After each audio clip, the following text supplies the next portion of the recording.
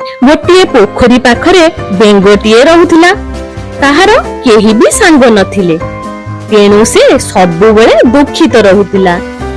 से सबुबेले भगवान को प्रार्थना करे जे हे भगवान मते एमिति गोटे सांग दियंतु जहा फଳରେ मोर दुख आ उदास दूर होई पारिबो। सेही पोखरी पाखरे गोटे असाधारण मूसा भी रहुथिला।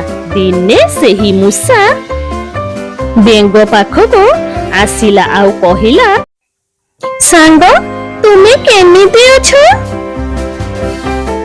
बेंगोटी ता दुख स्वररे कहिला,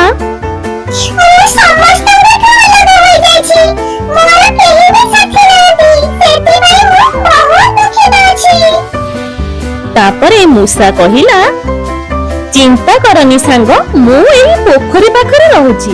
तुमे जेतेबेले भी चाहिबो मो सह समय बिताइबा पई तुमे मो पाखकु आसी पारिबो। मूसा को देखि सारिबा परे बेंग बहुत खुशी होला। सेही दिन परे सेमाने उत्तम बंधु हेले आउ एकाकी समय बिताइले। वर्तमान खुशी रे बेंगटी ता जीवन अतिबाहित कला। थरे बेंग मुंडरे गोटे भावना आसिला। से मूसा को कहिला,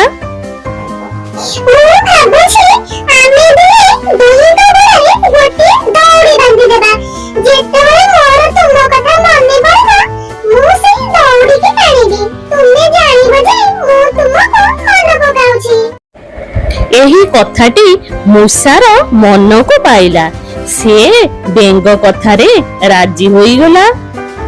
तापरे सेमाने गोटे दौड़ी नहीं दुई जनकर गोड़ को बांधी देले। ऊपरे गोटे शिकारी पक्षी बुलुथिला। से सबु देखुथिला। से मूसा को खाइबा को झांप देला। यहा देखि बेंगोटी डरी गला। बेंगोटी पानी को डेई पड़िला।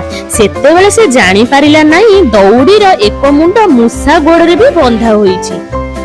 मूसाटी भी पानी भीतर को गला आउ अणनिश्वासी होई से तार जीवन हारिला। ता परदिन मूसार मल्ला देहटी पानी रे भासिला। आउ से शिकारी पक्षीटी आसी मूसा को नेई सेठारु पळाई गला। सेतेबेले बेंग जानिला जे दौड़ीर अन्य भाग मूसार गोड़रे लगा हैछि। एही गल्परु आमे शिखिलु जे मूर्ख व्यक्तिंक सह सांग हेले फल एमिति ही मिले।